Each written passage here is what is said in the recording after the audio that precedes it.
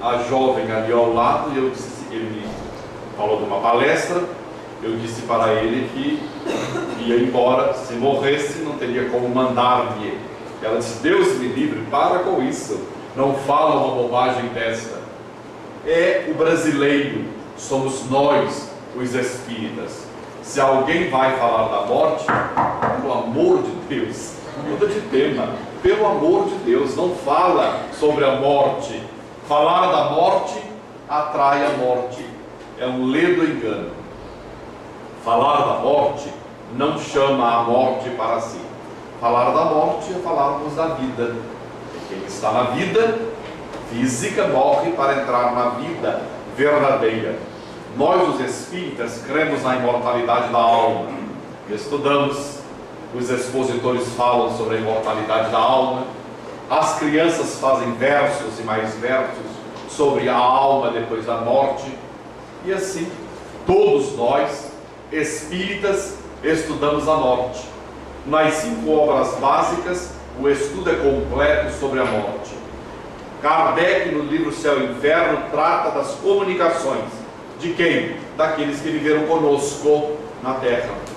Então a morte, ela é muito natural. Pelo amor de Deus, muda o assunto. Todo mundo tem medo.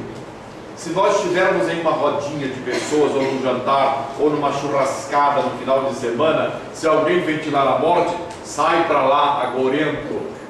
Tem tanta coisa boa. Fala do Palmeiras, do Corinthians, fala de alguém, fala da Candinha, mas fala de alguma coisa. Não fala da morte. Isto é uma coisa desagradável. Falar da morte é uma sabedoria, porque aquele que tem olhos de ver, veja, e quem tem ouvidos de ouvir, ouça. É muito importante conhecermos na íntegra a nossa vida. E se não conhecermos na íntegra, é porque nós estamos estudando a morte. A morte é um assunto muito natural, que pouco se ventila, até nas hostes, ou nas rodas, ou na casa espírita. Uma noite como esta, festejando os 46 anos da nossa casa, falar da morte é desagradável. Mas, no entanto, é a sabedoria do Criador. Olhem para o de último, 54 janeiros. Agora imaginemos, ainda estão cheios de perfume, tomou um banho, mas imagina com 214 anos, fedendo em vida, porque esta matéria não suporta um tempo prolongado. O corpo não aguenta. As leis da física, as que vivemos no mundo, mostram que o corpo entra em putrefação, ele não aguenta, naturalmente que depois da morte orgânica, mas se começar a parar a circulação, o corpo não aguenta mais, ele vai deteriorando. Não adianta usar Lancôme, Holstein, não adianta Avon, não adianta Ana Pegova, não adianta nada. A pele fica encarquilhada, o rosto murcho igual maracujá de feira. Não adianta. Você pode esticar, o nariz vai aqui, a boca vem aqui, mas você fica velho. Nós ficamos velhos. Então, a sabedoria da vida, o homem de ciência avança a passos largos para dar mais tempo de vida ao homem na Terra. Hoje estima-se que daqui 10 ou 15 anos, 20 anos, vamos chegar até 90 anos. Vai ser uma média de vida. Mas 90 anos como sabedoria, com sabedoria. Não é 90 anos, 20 de Alzheimer. Não é isto. 15 de paralisia na cama, por causa de um derrame, por causa do fumo que mata o indivíduo quando compra o tabaco em qualquer lugar. Não, mas é vitalidade, é vida, é sabedoria. Então, nós estamos na vida para valorizar a vida. No entanto, no Evangelho segundo o Espiritismo, Allan Kardec coloca, sob a orientação dos Espíritos do Comando da Verdade, cuidar do corpo e da alma, do espírito. É necessário cuidar do corpo para que alonguemos a vida. Não adianta ficar sem comer carne, porque você morre logo mais adiante. O altivo Panfilo, que teve várias vezes nesta casa do Rio de Janeiro, nosso amigo, vegetariano, nem ovo comia, nem peixe comia, nem queijo feito do leite da vaca, não comia nada. Morreu agora, aos 60 e tantos anos, com um câncer no pulmão violento. Nunca fumou, nunca bebeu, mas é o karma, a lei de ação e reação que cada um de nós temos. Então é necessário estudar o Espiritismo. Adolf Hitler era vegetariano, só comia folhinhas, no entanto matava com a coisa mais encantadora da vida, a sangue frio. Decretava com a pena que matassem milhões de alemães. No entanto era vegetariano. Então isso, nada disso vale. Cuidar do corpo e da alma é saber o que pode e o que não pode, o que é interessante e o que não é interessante. A doutrina tem todo um compêndio no livro Obreiros da Vida Eterna, com o título Desencarnação. Quem já estudou, quem leu, vai recordar. Quem não leu, é necessário ler as obras do André Luiz. Mas não é para ler outro livro. A doutrina espírita tem, por norma, 5 obras básicas. Depois as obras do Espírito André Luiz por Chico Xavier. 12 ou 13 obras. Uma delas é Obreiros da Vida Eterna.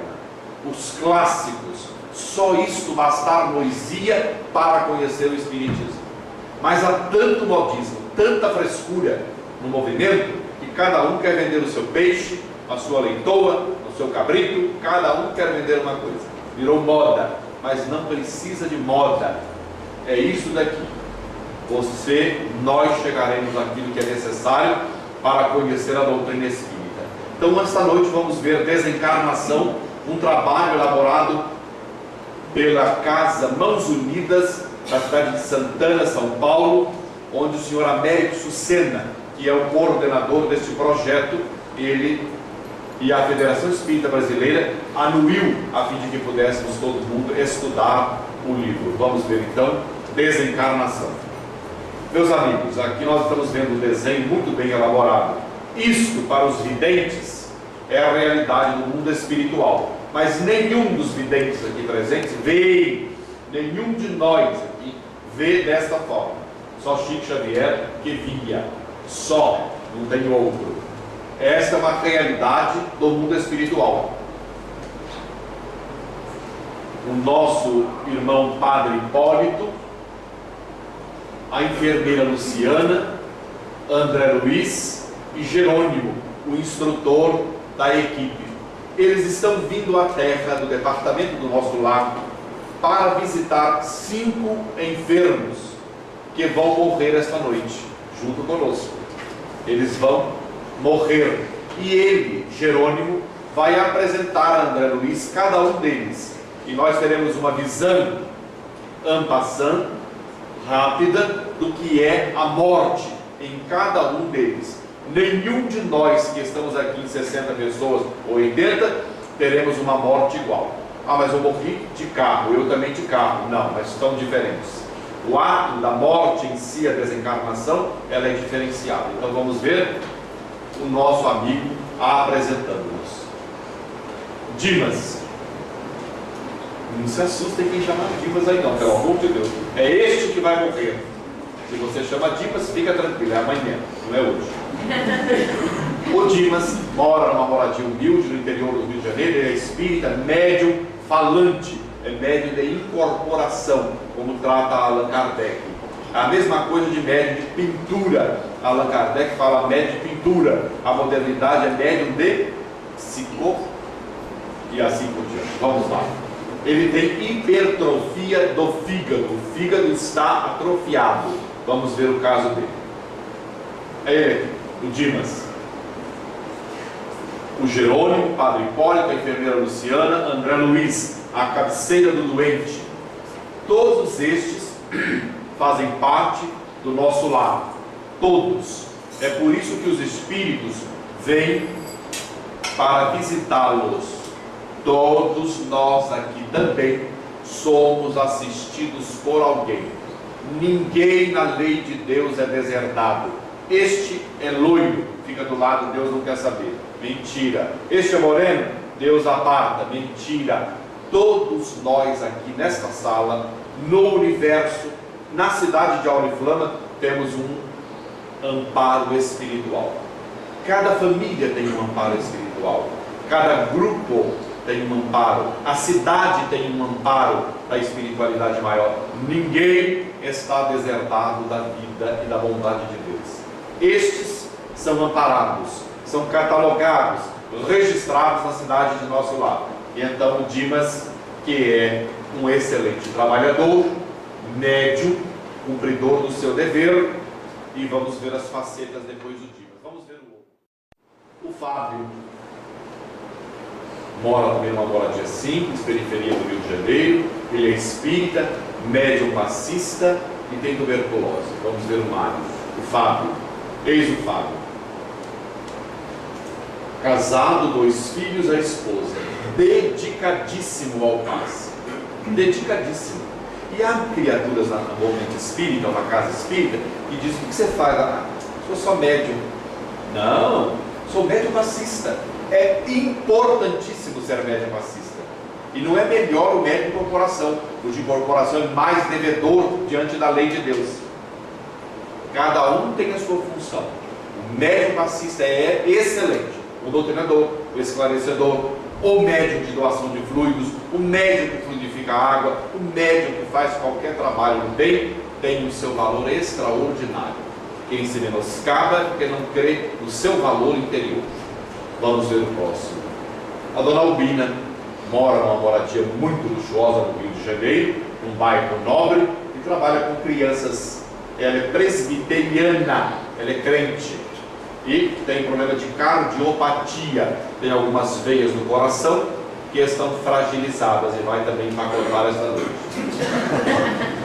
Ai, a dona Albina, lendo a Bíblia e ensinando às filhas o versículo sobre a morte, falando-lhes com ternura, e ela tem um grande trabalho junto às crianças da igreja que ela frequenta. Olha o guia do lado dela. Ela também, presbiteriana, tem o espírito que lhe assiste, que dedica a maior atenção para com ela. Então vamos ver agora o próximo. O nosso Cavalcante. Cavalcante está enfermo, por isso que ele não tem moradia definida. Ele está no hospital no Rio de Janeiro, ele é católico e serviço ao próximo dentro da igreja católica, e tem problemas digestivos. Vamos ver o Cavalcante. Eis o Cavalcante. É este cavalheiro que está aqui do lado. Este é um outro espírita, cuja mente está vinculada à maldade, ao desrespeito, ao desequilíbrio. Olhe as visitas que ele recebe. Onde está o teu coração, diz Jesus, aí está o teu tesouro. Onde você pensa, olha lá o que estás a pensar. Quem vai para uma cozinha fazer um almoço, não adianta dizer: desgraçado esse quibe, eu não aguento essa carne, olha como é que mandou o açougueiro. A comida fica impregnada de fluidos completamente deletérios. A pessoa come, tem dor de estômago, tem espasmos, tem uma série de coisas. O comer deve ser feito com muito carinho. Tem tudo na vida. A pessoa que é nervosa, extremamente nervosa, ela descarrega adrenalina no organismo, ela acaba com o ambiente caseiro e junta uma psicosfera densa, grossa, de pensamentos sombrios, negativos, desequilibrados. Enfim, quem se agita na cólera cria enfermidade das doenças mais famosas da atualidade, as chamadas Como? Psicopatia? Não. É psicológicas, doenças psicossomáticas. É o nome da doença. É caraminholas na cabeça, quando deveria ter outra coisa na cabeça, pensamentos bons.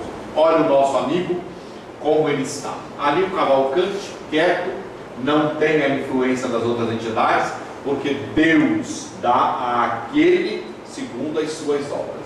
Ninguém recebe mais e nem menos. Todo mundo tem o livre-arbítrio, cada um pensa como quer. Ninguém pode botar o dedo em Cristo e dizer, para de pensar bobagem. Ele tem o direito, deixa-o pensar e você cuida de você. Nós não temos nada com a vida alheia, temos com a nossa. Eu não tenho nada que mandar no pensamento do meu marido, ou da minha mulher, ou dos meus filhos. Tenho que educá-los. Daí por diante o problema é de cada um de nós, que somos individualidades no princípio evolutivo da vida. Nós educamos, mas cada um toma conta de si. E eu respeito muito as mães que querem cuidar dos filhos barbados, com 40 anos, mas ele deveria parar e deixá-lo seguir a sua vida. Cada um faz o que quer da vida. Se de pequeno torceu-lhe o pipi, ótimo. Se não torceu, diz Jesus, haverá choro e ranger de dentes. Cada um deverá responder por si. O garotão de 35 anos casa, separa da garota, e onde é que ele volta? Na casa da mamãe. E a mamãe abre um sorriso e depois chora no quarto sem parar, porque o safado larga tudo jogado, derramado, não respeita a hora, traz quem ele quer dentro de casa, tranca no quarto, e só Deus é que sabe. E a mamãe tem que lavar e passar a roupa dele e da garota que está dormindo com ele. E as mães adoram, choram depois, para a vizinha, para o marido, para todo mundo. E o salseiro está formado. Casou, meu filho, tem a sua vida, vai se virar. Tadinha, a mãe quer ser mais do que Deus e quer fazer o que Deus deixa o filho dele fazer. Então a doutrina é para ser estudada, analisada. Ninguém está falando, meu filho está morto, está com lepra, está doente, deixa na rua. Não, traga-o para casa, cuida, dá-lhe meninos. Mas se é safado, grandão, deixa andar. Vamos seguir. Não, a vida é muito simples. Nós complicamos demasiadamente a vida e não atentamos para a complicação. O professor Alquinder desta casa tem um livro, Viver Bem é Simples, Nós é que Complicamos. É um livro. Adelaide é a última senhora que vai desencarnar. Trabalha numa instituição de criança no Rio de Janeiro. Ela é espírita desde o nascimento e presta serviço ao próximo desde que em tenra idade tinha, e tem falência múltipla dos órgãos de tanto trabalhar. Vamos ver o próximo. Dona Adelaide, olha quem é que está visitando a Adelaide. Quem é que sabe quem está visitando? Por que está visitando essa senhora? Porque ela tem méritos. Ela vai à casa espírita, não fica fazendo fofoca, não briga na cozinha, não fica fazendo irritação com as costureiras que estão fazendo costura, em nome de Deus. Se a costura está fora da linha, deixa, manda consertar depois. Ela está aprendendo, mas não. Tem as ranhetas que ficam brigando. Tem o médium fofoqueiro que faz fofoca em vez de ajudar o outro. Tem aquele que tem a língua preta e escura, de tanto falar mal dos outros, que a língua dele deveria ter uma bainha para não falar tanto mal, ou um guardanapo para enxugar o veneno do lado, porque estraga o movimento espírita, estraga a casa onde ele está. Ela tem a visita do Dr. Bezerra de Menezes. Por quê? Ela sabe colocar-se no seu lugar. Ela ama a instituição que ela frequenta. Ela colabora. É por isso que o Dr. Bezerra de Menezes vem visitar a nossa Adelaide e vai assisti-la até o derradeiro momento da morte física. Ele, Dr. Bezerra de Menezes, vem para qualquer um, mas é preciso ter méritos. É preciso fazer por dom de recebê-lo, tê-lo ao pé de si na hora da morte física.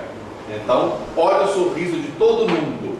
Todo mundo no mundo espiritual quer ver o Dr. Bezerra de Menezes, porque é uma entidade altamente iluminada, ligado a Maria Santíssima, Mãe do Cristo.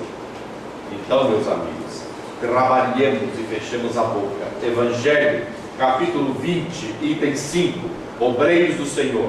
Diz a lição: espíritas, calai os vossos melindres, sufocai as discórdias, para que a obra não sofra com isso.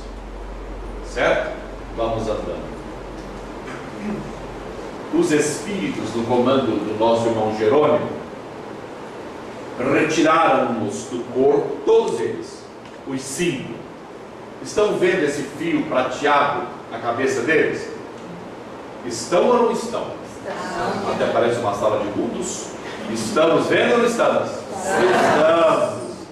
O fio prateado é porque eles estão ligados ao corpo que ficou em repouso na terra.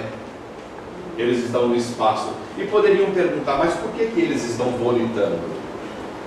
Se os corpos perispirituais são pesadíssimos, porque o Jerônimo tem um poder magnético muito grande, é uma entidade iluminada. Pela vontade dele, aliado ao poder magnético, ele envolve o grupo inteiro e faz-los volitar. Quem é superior? Os espíritos que estão nas zonas umbralinas, nas trevas, eles volitam, fazem voos rasantes. Sai daqui e cai lá na porta do cavaleiro, do advogado lá. Pá, cai lá na porta. Não tem voos de altitude, porque não tem moral, capacidade para fazê-lo. Então tem voos rasantes e caem logo no meio do salão, porque não tem moralidade. Então eles estão aqui viajando e agora estão adentrando o nosso lar, que nós vamos ver. Sentados num recinto maravilhoso, com música. Quem não leu o livro tem que ler. É encantador. Até a pessoa tem vontade de ir embora. Para lá, estou procurando relógio, Macalbal, Incandeara, não para lá. Todos sentados recebendo a instrução do Jerônimo e passes para os corpos perispirituais. E tem espíritas, que eu não sei como é que eles inventam tanta moda, que diz que médium passista não precisa tomar passe. Todo mundo deve tomar passe. Dizia Chico Xavier, toma passe quem está doente para ficar melhor, e toma passe quem está bom para não adoecer, porque nós captamos fluidos do ambiente onde vamos, das pessoas que são agressivas, das dificuldades do lar, e todos nós temos problemas. Passe é uma bênção, nós é que não avaliamos o quanto é bom. Esse negócio de passe é bobagem. Nós tomamos água todo dia, tomamos banho todo dia, almoçamos, jantamos 3, 4 vezes no dia. Por que não podemos tomar passe 2 vezes na semana ou 3? Não são bobagens que as pessoas dizem sem pensar. Tem que pensar antes da boca abrir a boca. Se nós tomamos água, se comemos, se vamos ao banheiro fazer xixi 3, 4 vezes ao dia, por que não tomar o passe? Ah, eu estou roubando fluido do médio, eu estou tão bem. Mentira, não tem coisa nenhuma. Todos temos necessidades íntimas, problemas psicológicos, emocionais, afetivos, conflitivos, todo mundo tem. Temos que aprender a lidar. Para robustecermos, temos que receber. Para criar força, temos que trabalhar mais e mais no bem. Vamos andando. Aqui eles estão agora, entre eles, comentando a tarefa, depois do término, o sucesso que foi o trabalho. E agora vamos ver a continuidade. Eles também estão à porta do primeiro que vai falecer. Quem é o primeiro? Quem lembra o nome? Dimas. O Dimas é o primeiro. Os amigos da colônia de onde ele veio vieram visitá-lo. Os amigos da equipe de trabalhadores da terra, também fora do corpo, vieram visitá-los. E estão todos fazendo serão enquanto aguardam o cavalheiro sair do corpo. É uma festa, porque é o retorno de alguém que é querido pelos que ficaram no plano espiritual e por aqueles que aqui estão. Vamos ver também. Méritos pelo trabalho que ele realizou, ele tem a anuência de que sua mãe o possa visitar. Tudo na vida é mérito. Se o indivíduo não tiver mérito, ele tem que aguentar. Ele tem que chorar na algibeira e na rampa. Não adianta gritar. Há uma passagem do livro do Obreiro da Vida, Missionários da Luz, quando os espíritos vão passando com uma rede magnética, a rede está aqui e os espíritos estão dentro de lama mesmo, barro, fétido, aqueles desgrenhados, nossos irmãos, mas eles que querem. Quem tem intenção verdadeira, não é palavra, tem que ter a intenção, é a coisa que vem de dentro, faz isso, gruda na rede. Esse barulhinho para acordar quem dorme, certo? Tá, ele gruda na rede. Uma dita cuja camarada não grudou, ela não tem intenção de mudar-se, mas quando a rede passa, ela começa a gritar: oi, vem aqui, eu sou amiga do Dr. Bezerra de Menezes, eu conheci, por favor, misericórdia. E a rede vai embora, não volta, porque ela não tem boas intenções. Se tivesse, ela sairia grudada na rede e iria com eles. Então aqui ele tem um mérito pelo trabalho que exerceu na mediunidade falante, de psicofonia, e a mãe vem buscá-lo na hora em que a morte vai ocorrer. Vamos ver. Pronto. Ele aqui está morto, não está desencarnado. Há uma diferença entre morte e desencarnação. Aqui ele está morto, literalmente o corpo está morto, porém está ligado ao corpo, não houve a desencarnação.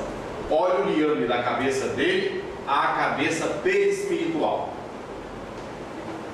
Este liame, enquanto existir, enquanto perdurar depois da morte do corpo, ele não está desencarnado.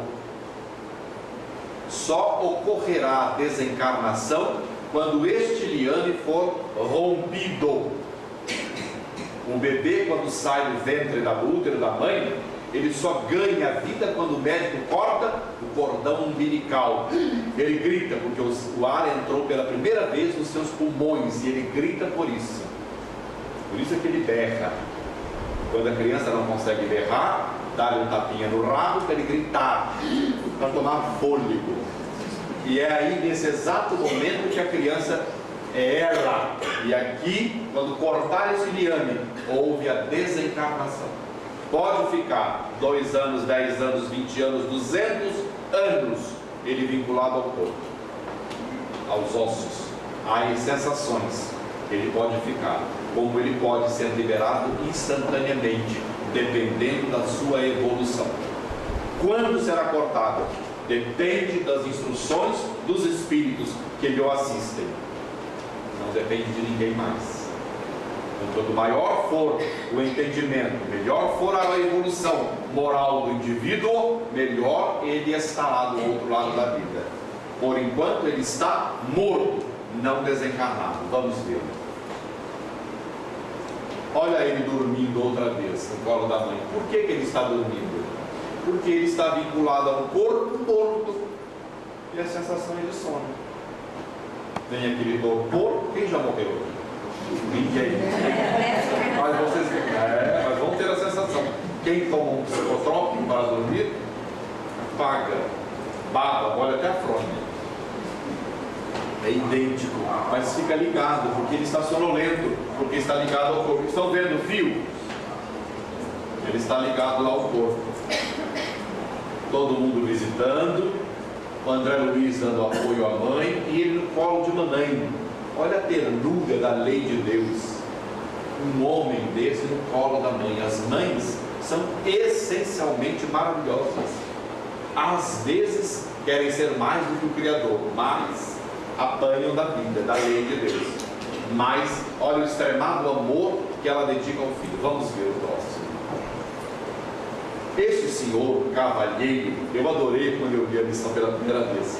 Porque dizem que as mulheres é que têm a língua solta, não é? É o ditado popular, na minha terra é isso. No estado em que eu vivo e na cidade em que eu vivo. Mas não, esse é um homem que tem a língua solta. Fala mal de todo mundo e faz fuxico. Ele estava no velório e com um grupo de 3 amigos. E ele começa a contar: olha, o defunto eu conheci. Ele tem uma particularidade que eu não sei se conto para vocês. E a mulher disse: conta logo, pelo amor de Deus, eu já estou com comichão na garganta. Mas aqui fica chato. Não, comichão, ele está morto. Conta. E ele, o Cavaleiro de Azul, começa a contar. E vai mencionando o nome daqueles que já estão mortos. Olha o que acontece. Ele traz-los de volta outra vez. Pensa num morto para você ver o que acontece. Ele vem ao pé de você. você chama-o pelo pensamento, você o atrai. Por isso é que Jesus vem no Evangelho segundo o Espiritismo e nos explica: deixai os mortos o cuidado de enterrar os seus mortos. Vivei a vossa vida. Morreu a minha mãe? Ótimo, vamos orar por ela e pedir a Deus que cuide dela. Eu não posso ficar: mamãe, vem aqui pelo amor de Deus, eu não vivo sem você. Deixa a velhota quieta. Onde ela está? A lei é sábia. Ele foi fazer comentários dos desgraçados que eles respeitaram o outro e foi falando nomes impropérios. Trouxe-os de volta e diz a narrativa que ele, no exato momento em que está mencionando, tem um arrepio. Nossa, que coisa horrível, que sensação desagradável passou por mim. O fluido do comunicante que juntou a ele no exato momento. Isso é conosco, todos nós. Às vezes nós falamos o seguinte: ai, estou tão mal hoje, não sei onde que eu fui, peguei uma coisa. Ninguém pega uma coisa, é um irmão nosso. É porque nós, às vezes, ficamos pensando onde não devia pensar. Se vem lá o ratinho dar uma notícia que mataram alguém, aí fica doido, que jeito que matou a pessoa, como é que degolou, e a pessoa vincula você. Se você tiver magnetismo, mediunidade de incorporação, porque a mediunidade de incorporação quem a tem, o perispírito expande, dilata, absorve o fluido e ele fica ali no seu perispírito. É preciso ter treino, capacidade moral, trabalho no bem, para pedir: Senhor, o irmão que aproximou-se de mim, que ele possa ser acompanhado pelos guias espirituais, ajudem-no, eu não me posso ajudar. Ora, e aí eles levam-no para as escolas, para onde for preciso, ou trazem-no para o centro espírita para a comunicação na reunião, eu não sei quando é que é. Bom, aqui está. Isso é conosco, não é com ele, não, é conosco. Por isso que André Luiz, no Sinal Verde, diz que uma visita a um velório deveria ser 15 minutos. A gente chega, cumprimenta, ora pelo defunto e pica a mula. Mas não, tem um pão com mortandela, tem melancia, tem uma menina de madrugada, e a gente vai numa prosa aqui, numa anedota sobre loira, sobre preto, sobre branco, sobre português, mais uma outra, quando vê 3 da manhã, uma canja, e aí vai a noite. Mas não, se é para acompanhar a família, nós temos que estar ali, conversando, dialogando coisas positivas. É duro passar uma noite inteira sem falar mal dos outros. O que você vai fazer? Para ajudar quem? O morto, que é importantíssimo. Para nós os espíritas, os outros, nós temos que respeitar. Há um livro chamado Viajores da Luz, psicografia de Chico Xavier, de 4 espíritos que faleceram em Votuporanga, 4 indivíduos, e eles contam como foi o velório. É maravilhoso. O que eles ouviram dos outros, que eram amigos, entre aspas. Ele conta como foi duro para ele ouvir aquilo de um amigo, que ele jamais cria poder ouvir aquilo de um amigo, mas ele ouviu. Porque os outros acreditam que nós estamos mortos, e não, ninguém está morto, é engano. Vamos ver o próximo. Aqui, meus amigos, o Espírito Jerônimo, no exato momento em que ele corta o liame, ou desamarra, ou desata, ou desmancha, não se sabe como é que é, mas aquele fio que o prende desfaz, e aí ele acorda, porque ele está liberado. Cessou naquele exato momento a morte e a desencarnação. Deu-se naquele exato momento em que ele, com as mãos, está desfazendo o liame que o prendia ao corpo. Naquele exato momento, diz o Senhor: meu Deus, olhem para o corpo, ficou cadavérico. Olha como que está diferente. Agora, alguns instantes, o corpo parecia estar com vida, porque ele estava ligado ao perispírito, que é pleno de vitalidade, de magnetismo, de energia. O cordão que você põe na tomada liga esta lâmpada. O fio perispiritual ligado ao corpo dava uma aparência de vitalidade. No entanto, quando corta, o corpo murcha, retirou aquela vitalidade, porque está na organização perispiritual. Vamos andando. Aqui eles estão caminhando para o cortejo do sepultamento do corpo. O livro traz a narrativa de que quando o cortejo está andando próximo ao cemitério, o muro do cemitério, eles vão passando e os espíritos todos trepados no muro gritando: opa, chegou carne fresca, vamos ter o nosso banquete. Os espíritos que André Luiz denomina os vampiros, ou vampirizadores. Mas não é para chupar o sangue. O título vampiro é para dizer que absorve do corpo as vitalidades que ainda restam. Que estes espíritos têm o conhecimento, não tem moral. Conhecimento. Com conhecimento ele faz a coisa, mas quando depende da moral eles não conseguem fazer. No entanto, eles têm o conhecimento e começam a gritar, todos eles: temos carne fresca. Diziam outros: olha, mas o defunto vem acompanhado por anjos. Dei uma olhada no cortejo de anjos. E assim, impropérios e mais impropérios. E na hora que está sepultando o corpo, o amigo Jerônimo, estão vendo aquela massa meio esbranquiçada? Quem mais? Estão vendo? Isso.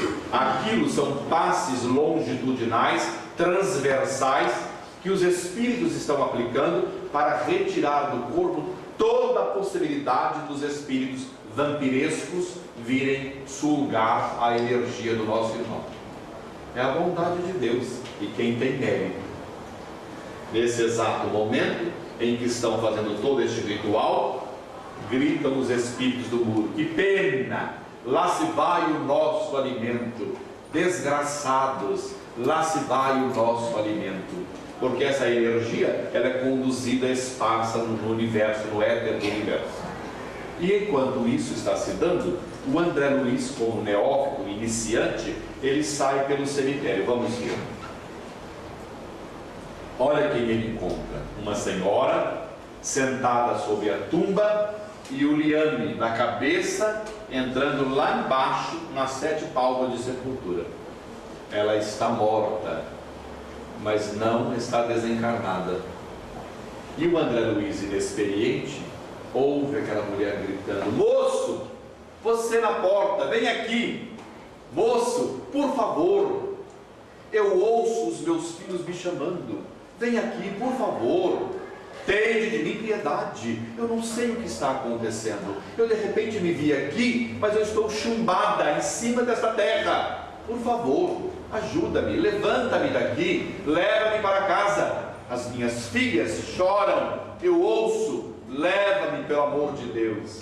E o André Luiz vai aproximar-se dela para desatar o liame. E o espírito Jerônimo adverte: alto lá, não faças isso. A nossa irmã desencarnou em uma situação desequilibrada. Ela está completamente desarmonizada. Se ela voltar para o lar no estado em que ela está no livro, ela pode causar a morte das 2 filhas. Vamos ver como a situação é delicada. Deixai os mortos o cuidado de enterrar os seus mortos. Ela vai ter possibilidades, no dia que tiver condições de voltar em casa, ser o anjo bom da família, cuidar das filhas como guia protetor familiar. Mas agora ela não tem condições. Mamãe morreu, o papai morreu a minha sogra, deixa ela quietinha. Não fica chamando, porque sogra de volta é terrível. Mas deixa, ora por ela, e ela fica onde está. Se é a mãe, oremos a Jesus que abençoa a minha mãe, a fim de que ela, por eu amá-la, esteja bem, esteja amparada, protegida, fortalecida, mas não junto de mim, porque ela não está em condições e nem eu estou emocionalmente. E aí a advertência: deixa ela quietinha. A lei levá-la outra vez quando assim for oportuno. Ela, por enquanto, precisa expurgar, sentir, arrepender, criar condições até ser levada a tratamento depois junto das filhas. A lei é sábia. Ninguém fica desamparado. Deus não está proibindo-a, mas é preciso entender. Eu fui a Valentim Gentil, uma cidade próxima da minha cidade, e lá encontrei uma senhora na cadeira de rodas há 3 dias. Ela disse que acordou e as pernas não moviam. Não moviam as pernas. Levaram a Votuporanga no centro médico e o médico também não sabia. Neurologista, todos os exames. Não tínhamos toda a aparelhagem que tem hoje, mas aquele que foi possível, nada detectou-se. E de súbito ela poderia estar sofrendo uma anamnésia, um problema do cérebro, não sei lá mais o que, e pouco pacífico. Ela ficou 3, 4 dias, uma semana, 15 dias. Mandava chamar, fomos visitar, levamos 3, eu vi o quadro, mais ou menos, não todo o quadro, nem tinha noção do que era realmente. Levamos 3 médicos, 2 médicos de incorporação, e lá fizemos uma reunião na residência da senhora. Comunicou-se o marido, que ela nem havia mencionado, que era paralítico há mais de 50 anos, numa cadeira de rodas, e ele ficou dentro de casa, e por amor de briga, de ódios, entre tapas e beijos, você que me ama, e ó, grudou na velhota, e ela ficou paralítica. Uma semana depois dos passos, dos tratamentos, ela voltou a andar normal e anda até hoje. Ele saiu e foi-se embora. Ela tem mediunidade de incorporação desde mocinha, mas nunca quis tratar, quis sempre viver a vida. Olha o final. Se não é, e não busca o centro, se não tem uma orientação, ela ficaria por toda a vida na cadeira de rodas, acoplada ao seu marido. No livro de Dona Ivone do Amaral Pereira, Devassando o Invisível, tem lá um senhor do Rio de Janeiro, dentro de um terreno baldio, ele plantava e colhia alface, cenoura e outras verduras, e vendia para o povo que lá ia comprar para ajudá-lo. Desencarnou de madrugada, no dia seguinte estava vendendo alface para um monte de espíritos que iam lá comprar dele. E continuou assim. A Dona Ivone disse: vai por muito tempo, vão vender alface. É tão automático que ele fazia, que ele não se deu conta que havia falecido ou morrido. Continuou levantando pela manhã, lavando os alfaces, passando araminho e vendendo a espíritos que também estão naquela condição, encostados a nós. O mundo dos espíritos é encantador, mas nós temos que estudar. É preciso estudar para viver melhor e sobressairmos disso. Vamos ver o próximo. Este é o outro que está de cócoras. Olha o fio que sai da cabeça e vai dentro da tumba. E o Jerônimo fala para o André Luiz: ouça o pensamento dele. Meu dinheiro, onde está o meu dinheiro? Cadê meu dinheiro? Onde está o ouro? Cadê meu dinheiro? O meu dinheiro. A minha mulher, eu ouço, ela está brigando com os filhos. Eu mal sepultei aqui e ela pede o dinheiro. Ela está trapaceando os próprios filhos. Cadê o meu dinheiro? Traz o meu dinheiro, cadê o meu dinheiro? E ele vai ficar assim anos e anos e anos e anos, até desapegar-se daquilo que ele não aprendeu em vida.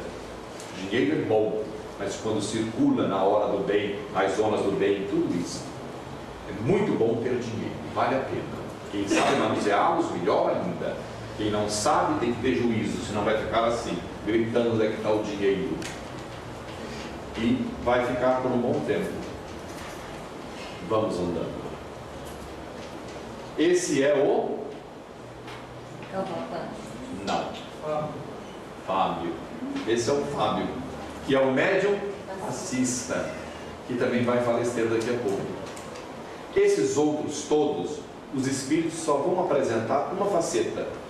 A primeira, o Dimas, que foi todo um aparato para termos uma noção. Os demais serão curtos e prometo terminar às 12h40 mais ou menos. Meia-noite e 40. Vamos então ver. Só um minuto, queira desculpar. Este não é o Fábio. Este é o Dimas ainda. Sabe o que está acontecendo com o Dimas? Essa é a última figura do Dimas. Ele está tendo um piti do outro lado. É verdade, espírito tem piti. Sabe por que ele tem piti? Porque ele quer voltar para casa de qualquer jeito, para ver os filhos que estão gritando com a mãe, desordenados. Sabe por quê? Ele foi um excelente médium psicofônico, mas trabalhou no centro, não trabalhou em casa, na família. Se esqueceu de que a família é em primeiro lugar. O que aprende no centro tem que viver na família. Ele não, correu, visitou todos os doentes, fez de tudo, não tinha tempo para ele. Quando foi ver os seus, já não deu mais tempo, a morte solapou-lhe. E então agora está pedindo, porque quer ver os filhos, e ele não tem condições para isso. Não tem como falar-lhes outra vez. Perdeu a oportunidade. Então vamos para o Fábio agora. Aqui os amigos chegando na casa do Fábio, determinados espíritos, os cachorros estão olhando. Cachorro tem mediunidade? Não. Cachorro tem alma? Não. Tem um princípio inteligente, que está em evolução. Um princípio. E ele tem evidência? Não. Tem uma nuance do que mais ou menos está. Não é evidência de ver e detectar o que se está vendo. Tem um vulto, um lance, um relâmpago, como quereis dizer. Vamos então ver o Fábio. O Fábio, em se sentindo aproximar os espíritos, o seu guia, ele tem uma inspiração de apanhar o Evangelho segundo o Espiritismo e ler para a família, como é hábito no culto do Evangelho no lar. E ele, naquele exato momento, sob a inspiração do guia, que lhe põe a mão à cabeça, estão vendo? E aí ele começa a dizer: meninos, o papai vai morrer, mas eu quero que vocês obedeçam a vossa mãe. Falou-lhes com ternura na hora da morte, porque naquela casa havia o hábito do culto do Evangelho no lar, a prática do estudo da doutrina e tudo o mais. Nesse exato momento, ele, falando essas palavras, ele morre. Vejamos o próximo. Ele está morto no colo do guia espiritual. Isso aqui é um chamego, não é? É uma delícia você morrer no colo do guia, olha que delícia. O corpo está aqui, a mulher chorando, que é natural. O choro ainda faz parte do processo da nossa evolução. Ninguém vai ficar engolindo o choro porque espírita não pode chorar, que é bobagem, é besteira, todo mundo tem que chorar. O que não vai fazer é um escândalo, arrancar a roupa, gritar, rasgar, nada disso. Mas o comportamento da senhora chorando, os meninos estão também sendo consolados. E aí está o nosso Fábio. Vamos ver agora adiante. Olha quando se tem uma evolução. Ele está desencarnado. Logo que a morte ocorreu, 1 ou 2 horas depois, ele ficou liberto. A desencarnação se deu e a mulher vai visitá-lo no mundo espiritual. Mérito do casal, entendimento, cumplicidade entre os dois. Ela sai do corpo, olha o fio que aprende ao corpo, e vai visitar o marido, que está lúcido, calmo e tranquilo, falando-lhe a respeito dos filhos, do que se deve fazer, e ela renasce no outro dia do corpo, tendo lucidez para continuar a educação da prole, porque Deus não desampara ninguém. Vamos ao próximo. A nossa começa com A. Não. Albina. A dona Albina, ela é presbiteriana. Não precisa ligar, não precisa ligar. A dona Albina é presbiteriana. Olha esse menino de 8 anos, o João. As 2 filhas. A de amarelo está grávida, que é a mãe do menininho de 8 anos. Dona Albina tem problema de cardiopatia. As veias estão muito frágeis. 2 tossidas fortes, ou a gripe suína mata a velha. Certo? O que ocorre? O menino dorme e tem uma apreciação, porque o menino é um espírito mais adiantado. Não é anjo, é um espírito com maior evolução. Na visão dele, ele observa que a morte da avó, que vai ocorrer, vai afetar a mãe. A mãe entrará no estado depressivo e pode matar a criança, o feto, que está no útero da mãe. Ele vendo o quadro, ele apercebe-se de que tem um compromisso assumido com o espírito reencarnante, que é sua irmã. Então o que ele faz? O André Luiz chama de oração intercessória. Ele ora a Jesus pedindo clemência, que espere a irmã nascer para que a avó possa morrer. Ele acorda no dia seguinte, o médico aparece, examina, diz: impossível, a dona Albina está ótima. Aí explicam os espíritos. Os guias espirituais pegaram a veia e engrossaram o calibre da veia com passes e energias espirituais. Eles podem fazê-lo quando tem mérito. O menino tem mérito e dona Albina também tem mérito. Então o que vai ocorrer? Engrossou o calibre da veia de tal ordem que a veia não vai romper-se. Vão passar 7 meses e aí a velhota bate a cacholeta. Mas é a bondade de Deus, é a misericórdia do Pai Celestial, que não quer a morte, mas quer a vida do indivíduo. Ela vai viver 7 meses, vai ganhar uma experiência, vai nascer a netinha, todos ficarão bem, e ela zarpa para o mundo espiritual. É a bondade de Deus. Então nesta noite, dona Albina não vai morrer. 7 meses depois, ela realmente já faleceu. Vamos ver o próximo. Quem é o amigo?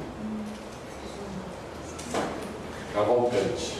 Esse é o Cavalcante, católico, apostólico romano. Vocês estão vendo a expressão do Cavalcante? É de horror, de paura. Mas o Cavalcante tem uma história. O Cavalcante casou-se e o casamento não lhe foi tão feliz. A mulher, infelizmente, o traiu. E o Cavalcante ficou arrasado. Não é para menos, porque ninguém é obrigado a casar.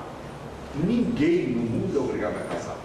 Quando não se dá bem, o livro dos Espíritos esclarece-nos que Deus não te obriga a viver com quem você não mais se afiniza. Não precisa existir traição. Diz a mulher: deu amor, acabou. Até logo, passar bem. É fácil? Não, não é fácil. Implica numa série de coisas, mas não precisa trair. Porque ninguém é obrigado a casar-se com ninguém, mas também ninguém pode enganar o outro. Sentimentos é um dos valores mais nobres da vida. Com sentimento não se brinca, porque senão você arde no inferno que você nunca viu na vida e queima, porque o pensamento complicado, devedor, fala o queimar em vida e dói mais do que o fogo ou do que a brasa. É terrível. O Cavalcante odiou a mulher, guardou aquilo, revoltou-se, foi para a igreja e lá passou os seus últimos dias, trabalhando incansavelmente. Mas na hora da morte, vem aqueles pensamentos. Ele, como católico, pedia à espiritualidade, ao Divino Espírito Santo, a todos que o pudessem ajudar, porque ele gostaria de, na hora da morte, ver a antiga mulher, para dizer a ela que ele a perdoaria, que ele conceder-lhe-ia o perdão, mas ele gostaria de vê-la nesse exato momento, porque ele está vendo os espíritos, porque quando a morte está próxima, o indivíduo, os laços que o prendem ao corpo, porque o perispírito está ligado ao corpo, célula a célula, eles ficam tão frágeis que se deslocam, e aí o indivíduo fica meio para lá, meio para cá. E nesse exato momento ele fala: anjos, ele não sabe que são espíritos, a igreja dele é católica, ele conhece como anjos, e ele diz: anjos, anjos bons, permitam que minha mulher venha visitar-me. E essa caravana que ele está fazendo é porque a mulher dele está lhe aparecendo.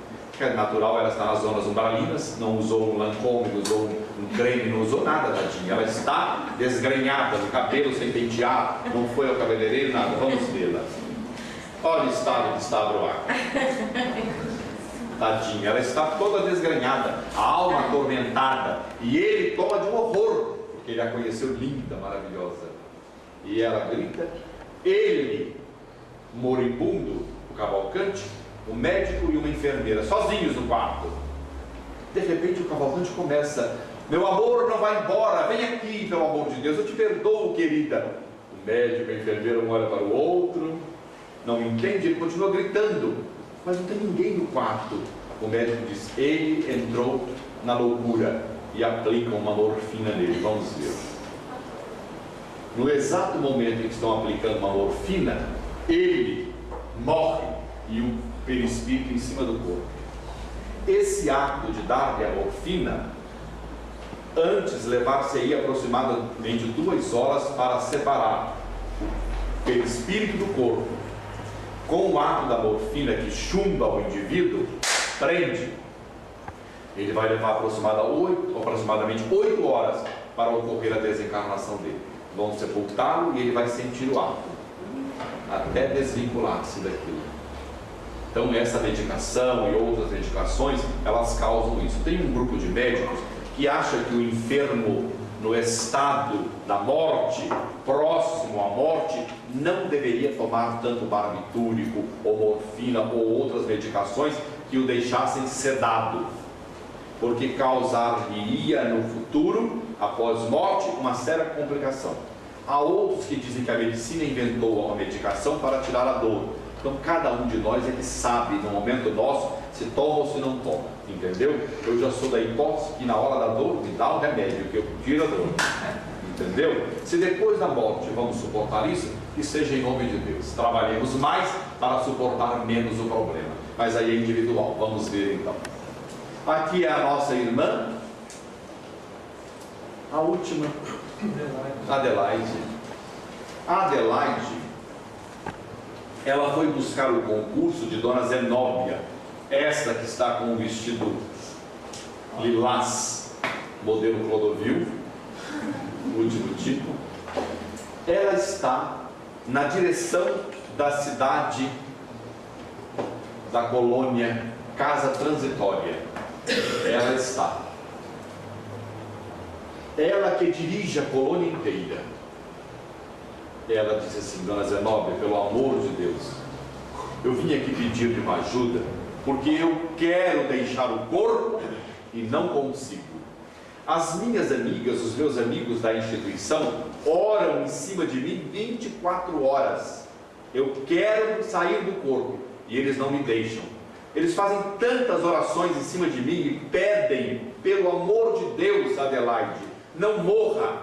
Você ajudou o meu filho, você ajudou a orientá-los, ajudou os meus netos, pelo amor de Deus, ajuda os meus bisnetos. São espíritas que não aprenderam nada com nada da vida. Depende da Adelaide. Não, ajudou meu filho, pronto. O filho vai ajudar o neto, e o neto ajuda o bisneto. Não tem nada de pedir para Adelaide, mas eles ficaram todos presos a Dona Adelaide. Correm tudo para a Dona Adelaide. Não sabem se virar ou não aprenderam com a doutrina. E cada um responderá por si próprio. Podemos conversar, trocar uma ideia, mas as decisões têm que ser nossas. E ela pede. A Dona Zenóbia toma uma atitude. Vamos ver o que a Dona Zenóbia toma. Dona Zenóbia vem à terra, na instituição em que ela está, reúne todo mundo da instituição fora do corpo. Todo mundo foi dormir e ela foi lá e pegou todo mundo com a equipe de espíritos. E o que ela fez? Falou a cada um deles: meus amigos, prestem atenção. A Dona Adelaide já cumpriu o seu mandato na terra. Ela já está com os dias avançados de retorno para a vida espiritual. Vocês não aprenderam nada com ela? Impossível. Será que em 70 anos de trabalho ela nada lhes ensinou? Mas chamou-lhes a advertência, fez-los pensar e disse-lhes: todos vão voltar para o corpo. Na manhã seguinte que acordarem, deixem-na. Ninguém vai lá fazer pedidos a Dona Adelaide. Cuidem das vossas famílias e deixem a Adelaide libertada. Vamos ver. E aí ela está desencarnada, morta. Ninguém foi lá. Todos ouviram a Dona Adelaide, a Dona Zenóbia. E quem é que veio buscá-la? O próprio Dr. Bezerra de Menezes. Ela sai do corpo já dialogando com o Dr. Bezerra. E ela ainda, vamos ver o próximo, ela ainda vai ajudar o próximo, conversando com Bezerra, ela vai ajudar na sua desencarnação, que se dá instantaneamente. o próximo, ela pede para o Dr. Bezerra de Menezes a anuência de ir orar pelo corpo que lhe serviu na vida física, agradecer o corpo, os longos anos de trabalho, a sustentação que o corpo lhe dera para que ela pudesse cumprir o seu trabalho. Gratidão ao corpo. Vamos ver o próximo? Todos eles no mundo espiritual agora, o coral, que não é de Birigui, mas é um coral, cantando para eles que chegaram da terra, os 4 que desencarnaram. Um grupo, outros de amigos. Vamos ver o próximo. Eles todos cantam, e estas pétalas iluminadas de fluidos ectoplasma caem sobre todos eles, balsamizando-lhes a cada um, como fazem os espíritos em todas as reuniões. Quando nós prestamos atenção, quando não desligamos da palestra, quando não dormimos na palestra, aproveitamos, antenados à palestra, seja qual for, nós recebemos este auxílio. Desvinculam de nós os espíritos que nos acompanharam até aqui, tratam das nossas enfermidades quando nós mentalmente lhes dissemos: tenho um problema e preciso de ajuda, ajuda-me em nome de Deus, eu não aguento mais essa gastrite que me dá golfadas e me queima a boca, ajuda-me por favor, a água está ali, coloquem um remédio. Mas cada um tem que dizer, ninguém recebe se não pedir. Batei e abri-se-vos-á, buscai e acharei, pedi e obtereis. Verbos de ação. Se ninguém fizer a ação, não vira nada. Próximo. Eles dizendo adeus, até logo, tarefa cumprida, e aí vão indo embora. E a doutrina, meus amigos, é esta portentosa oportunidade de nós dialogarmos, de nós conversarmos, de o casal ter entendimento em torno da situação da vida, para que a morte não nos pegue de lobino. Eu saio de Votuporanga e estou aqui. Se falecer no caminho, normal, minha mãe vai berrar igual uma cabrita, não tem problema, é da lei da vida. Mãe chora, todo mundo chora, mas está tudo em ordem, cada coisa no seu lugar, não tenho que me preocupar. Saio do corpo e se for, tudo bem, se não for, fico sentado aqui em Oriflama aguardando até o momento de sair. A vida, ela é sábia, por isso que o casal tem que falar, a mulher tem que saber quanto ganha o marido, quem deve, para quem deve, se tem seguro, se não tem seguro, como ficaria a educação dos filhos, como poderemos educar os filhos, tudo conversado, nada sai caro. O diálogo é importantíssimo na vida. O diálogo é fundamental para nós evoluirmos. O estudo em relação à morte é uma das coisas mais corriqueiras que deveria ser instalado em todos os lares. O assunto da morte é uma das coisas mais encantadoras da vida. É prepararmos-nos para vivermos bem e estarmos bem do outro lado. Então que Jesus abençoe-nos e fortaleça-nos hoje e sempre. Muita paz e obrigado a todos.